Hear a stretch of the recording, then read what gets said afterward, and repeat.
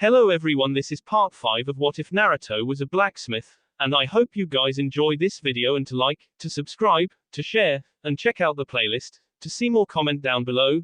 Now let's start the intro. They call me a god. They call me a god.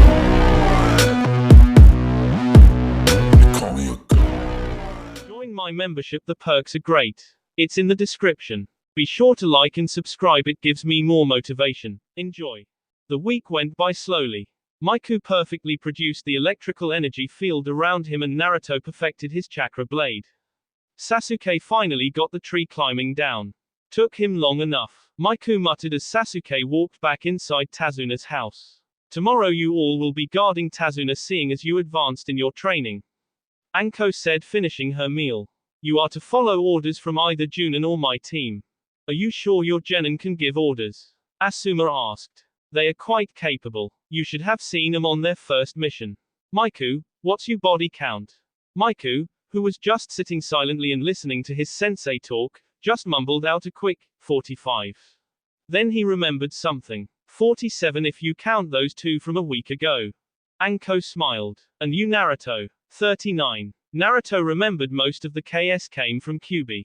But he controls Kyuubi, so they're really his. The more I think about it, the more it makes sense. Naruto shrugged and went back to eating.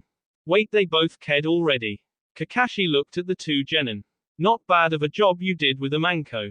Tomorrow is the battle with Zabuza. Kakashi. Miku waited until Kakashi gave him his full attention. Tomorrow on the bridge, don't stop me. Miku quickly went upstairs to avoid questions. That was weird. Kakashi went back to his book, planning on talking with Miku before they left in the morning. To say Miku was nervous would be inaccurate. He was relatively calm as he looked over his gear. Sword? Bogu asked. Check.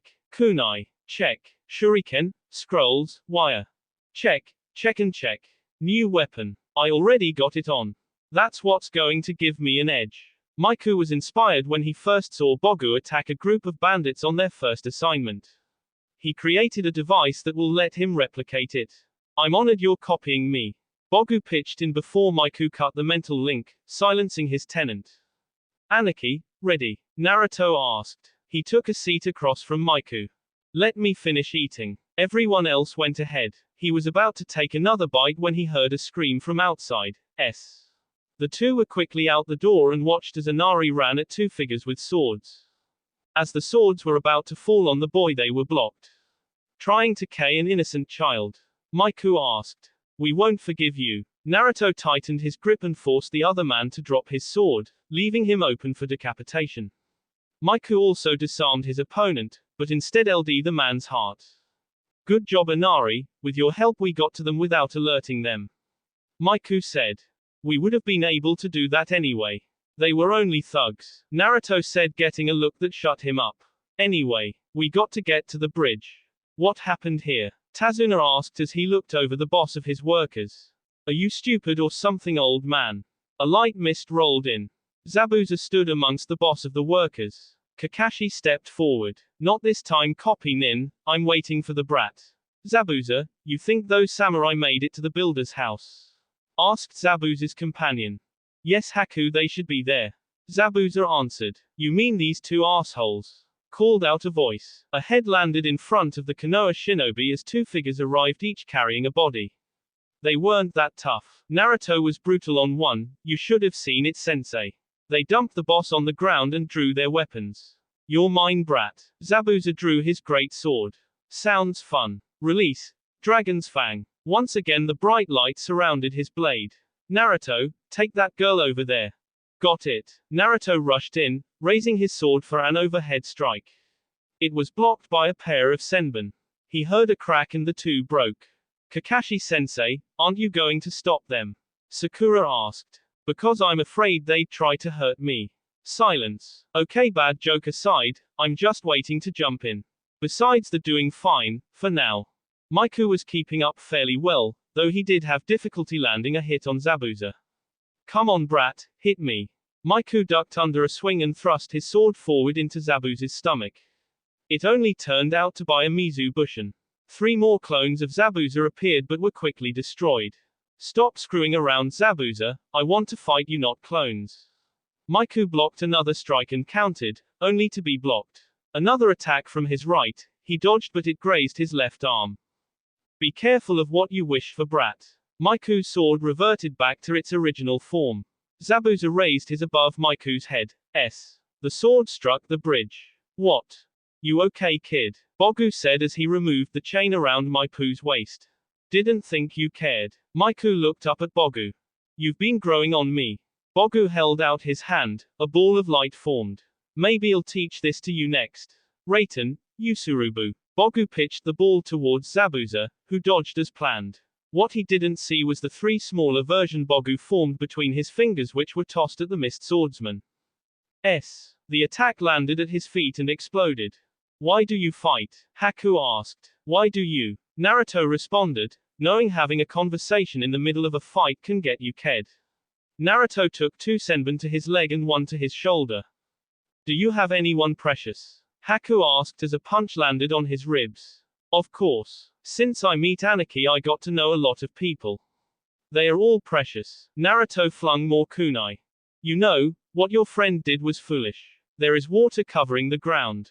Haku made a one-handed seal, Hyoten, Sensatsu Sushu. Naruto was unfamiliar with the jutsu. Ice. Pain shot through his body. Hyoten, Maku Hyushu. Naruto became surrounded by a dome of ice. A rain of senbon hit him as he tried to escape. It's not that simple. Should have figured that. Naruto pulled out a few of the senbon. Light, might be caught in a breeze. That's it. Looks like your friend is in trouble. Zabuza pointed to the ice dome. Don't count the boy out, he's got someone like me sealed in him as well. Bogu shot his chain at Zabuza again. He dodged easily, Maiku appeared behind him slashing at his arm. It cut, but not damaging enough. I wonder how you've managed to keep running all those years. Must be tiring. I can't keep this up. My wound is small but it's bleeding like AB. His left arm was drenched crimson. It can be annoying at times. Zabuza launched a few water jutsu at him. I'm not strong enough, even with Bogu's help. I need to end this somehow. Never thought about joining another village. Maiku blocked a swing. Making on offer, kid. Come to realize you can't beat me? Zabuza asked. Yes, came a quick reply. Answered a little too quickly, don't you think? Zabuza dodged another ball of lightning but got caught in the chain. This strength. Okay, kid, make your offer. Seeing as I could K you now, though I shouldn't have opened my mouth. Damn it, he shouted at himself. It would be a shame for that talent to just go and be wasted. Maiku positioned his blade near Zabuza's end. As I see it, you have 2 options. Zabuza let out a laugh. I like you, brat, though I'm sure you have another reason. My father was ked a while ago, and no one in the village uses great swords. And I can't ask any other village branch for assistance. So, will you do it? Maiku inched the blade closer. What pains me is that I really don't want to K you. Haku raised more senbon. Kyubi, help me out here. Maiku thought. Try this. Kyubi gave Maiku some chakra. Naruto felt the power, his nails changed to claws, his whisker marks darkened, and his eyes reddened instead. Got wild. Haku stared nervously at the blonde, who now had a more feral appearance. Was all he thought. A large burst of chakra exploded from Naruto, knocking away incoming senbon. Your friend is in trouble, agree to my terms and I'll call off my friend. Bogu tightened his chain. Alright, but can you be certain the Hokage will allow it? The chain loosened and Maiku took his blade away. I'm certain. A loud crash came from behind Maiku. He ran towards the now destroyed dome of ice. Naruto was charging toward Haku, who seeing Zabuza chained lost the will to fight. He was unaware of the negotiations that had just ended. He watched as a fist came closer to hitting its mark, but it stopped an inch from his face. Naruto's arm was entangled by a chain. Yo, no need for that. Maiku pulled up his sleeve. I made this chain launcher when I saw Bogu use Kusari Shoto. So are we done here? Naruto asked. Did he agree? Flashback, night before. Wait, so you talked to Zabuza? Naruto asked. Shush, not so loud. Maiku sighed. Come on in, Kakashi. The silver-haired Junin walked into the room. So what's this about Zabuza? Kakashi asked, taking out his orange book. We had a talk, it's about tomorrow. I know I can't beat him, so I'll have to use another approach. Miku let out a yawn. I'm going to try to convince him to join up with us. The problem will be the Hokage. Kakashi got up to leave. If you can convince him, it'll be fine. End flashback. Miku waited until the Kyuubi's chakra vanished before releasing Naruto, who sat down to rest.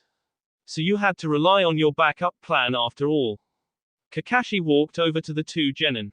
Kakashi, you were in on this? Asuma asked as pulled out another cigarette. Of course, it was all part of the plan. Kakashi's left eye gave away his smile. The others came over to see if Miku and Naruto were okay. Tenten gave him a bone-crushing hug while scolding him to not do anything so reckless again. Ino began pulling the remaining senbon out of Naruto's back as Shita began yelling at him. The others just gave them praises. While standing off to the side was an angry Sasuke. I knew you wouldn't be able to handle this, Zabuza. Everyone turned toward the new voice. There stood a short man. But for all you fools, this is where US. Ready for round 2, Naruto. Miku picked up his chain. Always. A hand on their shoulders stopped them. We'll take it from here. Zabuza picked up his sword. Who would have guessed a kid could have offered me an opportunity for a new start? I'll begin by King Yu. Zabuza launched himself towards Gato, followed by the other Junin as Miku remembered his wound. This didn't stop bleeding. Miku applied pressure to his arm. Hang on, kid, I'll take care of it. Bogu vanished in his cloud of black smoke. Once back inside, he sent chakra to Miku's arm to help it heal. Not as fast as Kyuubi, but better than nothing. The battle with the thugs Gato hired didn't last more than 6 minutes. Having 5 Junin was kinda over. Though most of them ran when Inari came with the villagers, all armed and ready to fight. Well, this sure is something. Miku said, turning toward the other crowd of people. Good job, kid. But we got it under control. I realized Naruto was right. I had a bad life, but there are people who had it worse. But you should never just lay down and take it. Saying this earned a couple light shoves from Miku and Naruto. Way to go, Naruto, you taught the kids something after all. Miku smiled. Zabuza returned carrying Gato's head. So when do we leave? He asked. It was another week until the bridge was finished. During that time they learned Haku was actually a boy. Miku quickly apologized after hearing this, though Haku didn't care, it happened to him plenty of times. Now everyone was saying the goodbyes. Please visit when you can. No problem, old man. Naruto gave his fox-like grin. The large crowd still shouted thanks as they walked away. So what are we going to name the bridge? Someone in the crowd asked. The Great Naruto Bridge, after the very person who inspired us to take a stand against Gato. Shouts of agreement, roar and chanting of Naruto carried over to the group. Good job, Naruto, Miku said before continuing his talk with Zabuza. The Hokage was slightly irritated at the sight before him. Are you two going to do this every time I send you on a mission from now on? You know, strangely, I don't have an answer for that. If anything, it's a maybe. Miku stared back at the Hokage. And you, Zabuza, what is your reason for all this? The Hokage lit his pipe. I just figured Konoha could use the help. Beneath his bandages he smirked. Sarutobi sighed. I won't turn away help. But given your record, I'm putting you on probation. Now since this is Miku's idea, you and your friend will stay with him. Now we will test his ninja capabilities in a couple days. The rest of you can pick up your pay later. Everyone left the office. Miku slipped back into the office. Excuse me, Hokage-sama. So now you start showing respect. What is it? Miku smiled. Knowing the Hokage, he knew he wouldn't turn this down. Well, I'm getting married soon, and I was wondering. The Hokage smiled. No problem. I'd be happy to help. I can assume your father set this up. The Hokage's mood seemed to change, Miku noticed. Yeah, he did. Thank you for your help. Miku bowed the left. He entered the lobby to see his teammates confronting Naruto. Hey, what's going on here? Miku noticed an infuriated Sasuke and sighed. I should have seen this coming. What do you want, asshole? Sakura began shouting about treating Sasuke with respect, but nobody paid any attention. I want to know how the Dobe got so powerful. This bastard doesn't shut up about that, does he? Kyuubi seemed annoyed at this point. Nope. Maybe we should show him. Naruto channeled chakra to the seal. This could be fun. A red cloud appeared next to Sasuke. A large form of the fox stood next to Sasuke, jaws dangerously close to his end. You are very annoying, I'm thinking I should eat you. Oh, I'd love to see that. Miku was trying, unsuccessfully, to hold back laughter. No one could blame him for wanting to laugh. Sasuke's face had a look of horror. Yeah, but then the Hokage would get pissed. We don't want that. The Kyuubi backed away from the Uchiha. Let's just go. Hope you guys aren't too scared. Miku gave them a smile when he remembered something. Ino, I need your help with something. Ino hesitantly followed outside. I hope you don't hold the Kyuubi against Naruto. I can assure you that he has everything under control. Just a little surprised is all. Now what do you need my help with? Ino seemed to be taking it rather well, which scared her a little bit. It's better if Ten-chan was here for this, she's probably at the compound.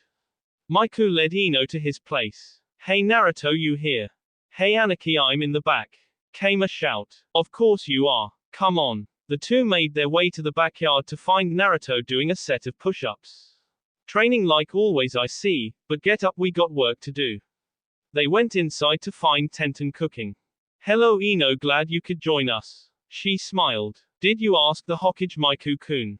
Yes, and he said he'd perform the ceremony this week. Everyone could see how excited she got. It's the wedding they're talking about. Naruto whispered to Ino. Ino, would you like to come? Tenten saw Ino's eyes light up. I don't really have a maid of honor. Ino quickly volunteered. So they quickly made plans, flowers, location, reception. To say the week went by quickly was an understatement. This is it, man, ball and chain time. Naruto said as he and Miku stood in the Hokage's office, which had been noticeably clean up. Miku was in a black robe, underneath a red shirt. Naruto wore something similar, but instead an orange shirt. Inside the office the desk had been removed. On the side stood Tenten's parents, Guy, Lee, Neji, as well as Anko, who dragged Iruka along. Make any more comments like that again, I'll KO myself. Miku sighed. He was a little nervous and didn't need Naruto's jokes right now. And he couldn't get Guy's flames of youth speech he gave an hour ago out of his head. God, the last thing I need is to remember that. I'm proud of you, kid. Bogu said. Don't get sentimental on me. Miku was about to go crazy when the door opened. Ino walked in first, wearing a purple kimono with a flower pattern. Naruto couldn't stop staring. Pay attention. Miku elbowed him in the gut. Everyone was silent when Tenten entered. She was wearing a white kimono, and the back was the Yaiba clan symbol. That was Mom's. Naruto elbowed him. Pay attention. The Hokage then entered and opened a large book and started reading. It was an hour before the ceremony ended. Miku gave Tenten a passionate kiss and everybody shouted congratulations. They went back to the compound where there was to be a party. Congratulations, Aniki. Thanks. Miku looked up at the clouds. Well, Dad, I did what you told me to. And I couldn't be happier. He'd be proud of you, Aniki. Naruto said. Excuse me, I'm going to go talk with Ino. Miku smiled. Go get her, dude. Naruto punched Miku in the arm. Tomorrow is going to be hell. I had to beg Anko-sensei for this entire week off. I can just imagine what training she'll put you through. Bogu laughed. Miku and Naruto were again visiting the interrogation department. This time though they weren't the ones strapped in a chair. This looks like it'll be fun. Alright brats, now that your time off is over we'll be training twice as hard. You'll be practicing interrogation until noon, then we'll do regular training. She dragged a Kirinin into the room. We got the Chunin exams in 2 months, so we need to be ready. Mr. Ball and Chain, you're up first. Miku groaned at his nickname. Anko had heard Naruto use it earlier. She quickly went over a few basic techniques he might be able to use. Okay, let's get this started. Miku backhanded the unconscious shinobi. And what might Kiri be doing around here? The man remained silent, so Miku hit him again. This went on for a while when Miku accidentally stopped his heart. Nervous one, wasn't he? Good job, brat, you broke him. Anko shouted at him. Not necessarily. Bogu. Miku put his hand over the man's heart. A spark of electricity came from his hand. The only visible sign of this was slight burn on the man's skin. Welcome back. Once Miku told him he SD for a few seconds, he broke down and talked. He was sent to confirm Zabuza's status in Konoha. Anything else? Maiku asked. No, that's all I know. Good job, brat, you took longer than I thought, but I'll chalk that up to inexperience. Anko, removed, the Kirinin. Now go eat and meet at training ground 44X. That will be all for this video. Be sure to like, subscribe, share, and comment down below for more videos. Goodbye.